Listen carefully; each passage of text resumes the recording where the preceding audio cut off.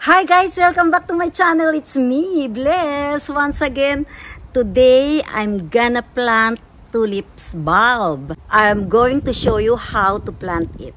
Come on, let's go and join me. Okay guys, dito ko siya itatanim. Dito.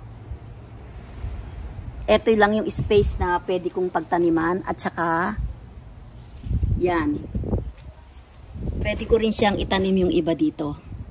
So, tara, samahan ninyo akong magtanim. Let's go! Ito siya.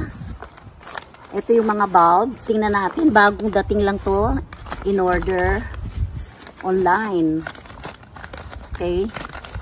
So, tingnan natin kung ilan. Ito.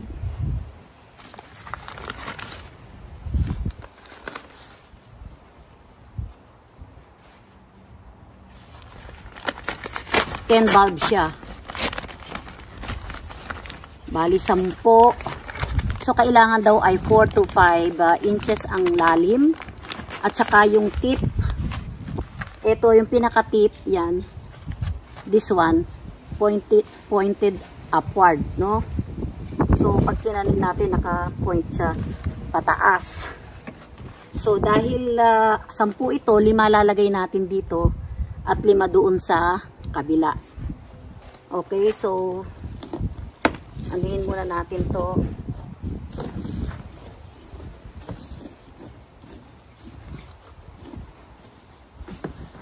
So kain muna natin siya.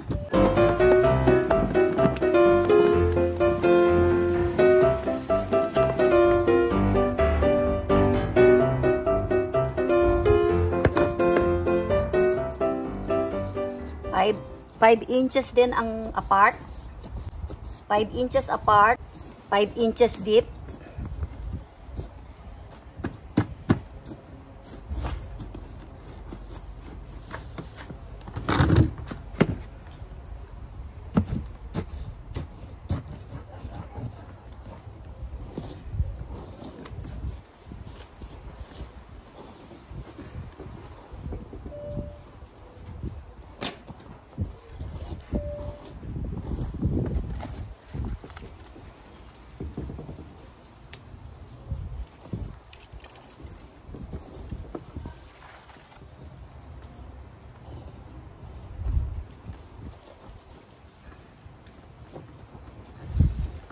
Kulay dilaw ang bulaklak nito, guys.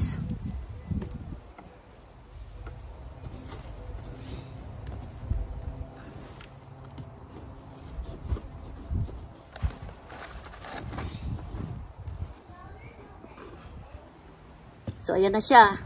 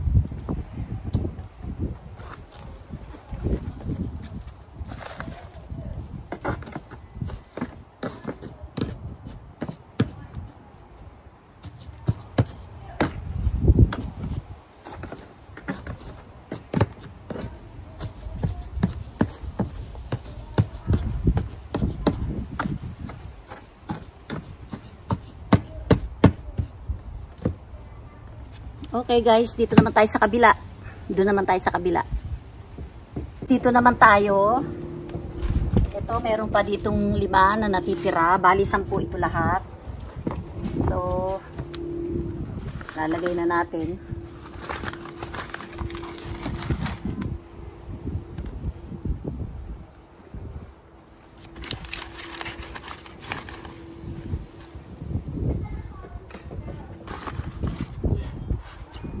Dapat ito yung nakataas, pointing.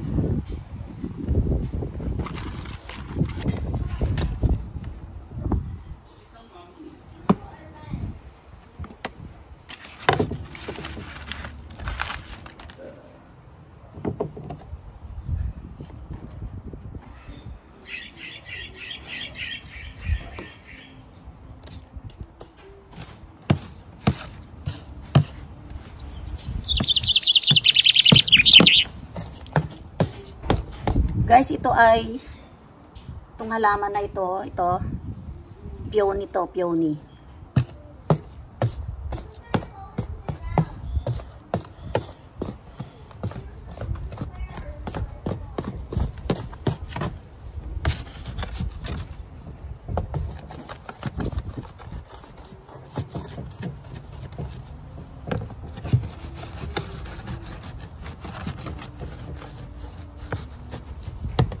It, tapos na.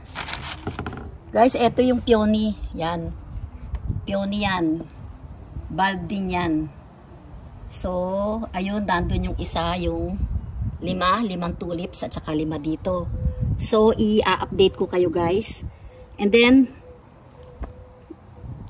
didiligan natin siya ng tubig. Okay guys, didiligan na natin siya.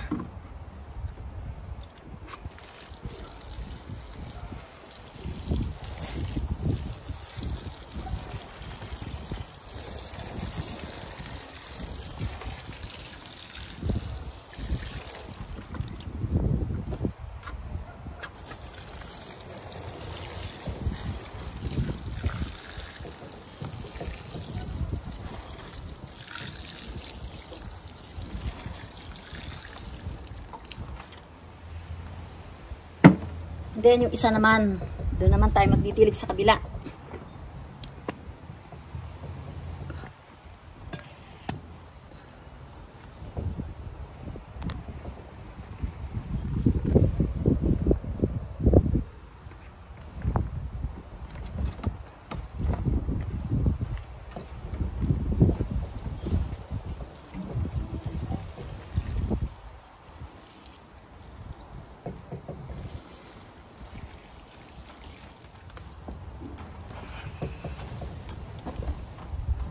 That's it. Ganun lang guys, tapos na. So, see you next time. Please subscribe, like, and share. Thank you for watching. I'm gonna update you pagka medyo tumutubo na siya. Okay, bye. I love you all subscribers. Mwah, mwah, mwah.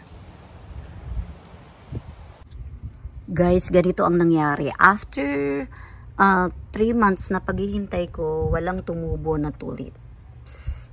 Ayan po, yung isang tinaniman ko. At meron kayong makikitang isang berde dyan. Ayun.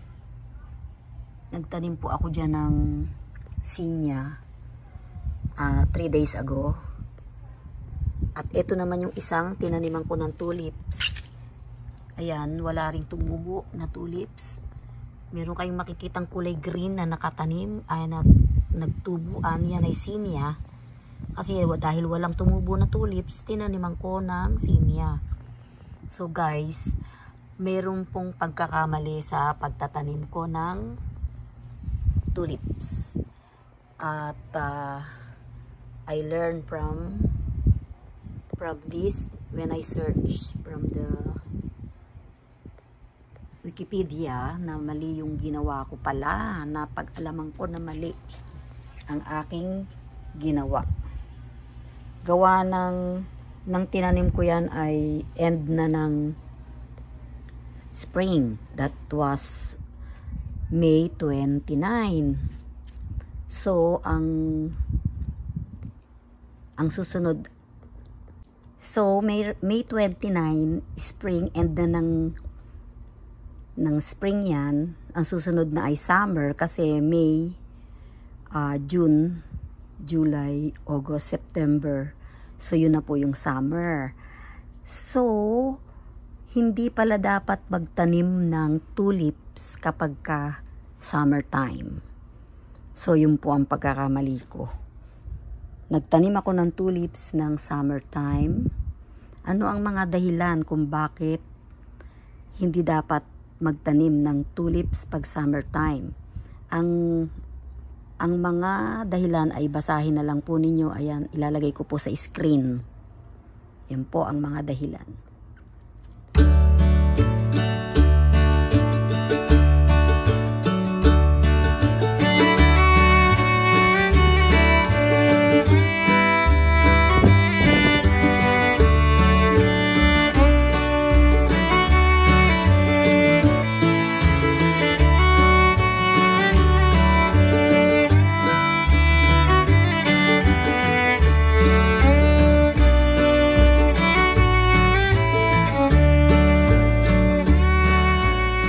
Kaya guys, ayun, nasayang yung 10 bulbs na itinanim ko. So, let's wait.